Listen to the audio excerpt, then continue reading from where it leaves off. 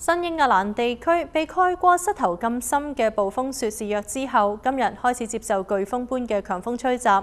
喺緬因州嘅波特蘭市民用雪刨等等嘅工具將道路上面嘅雪剷開。今次嘅降雪實際上達到咗25英寸，而國家氣象局預測嘅係18至到24英寸。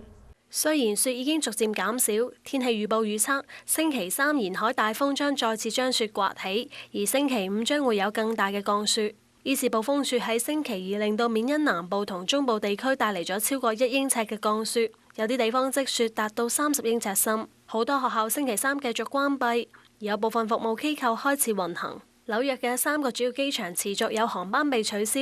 據悉，拉瓜迪亞機場有157架航班被取消，約翰肯尼迪機場有102架，紐亞克機場取消有70架班次。將要前往費城嘅新澤西居民塞爾頓表示，呢次暴風雪已經導致佢失去咗2日嘅假期。Well, we had to be rebooked to another day, and it disrupted our whole itinerary actually in Manila. So, we're off by about 2 days now. As far as the 2-week stay, we were going to say it shortened our trip.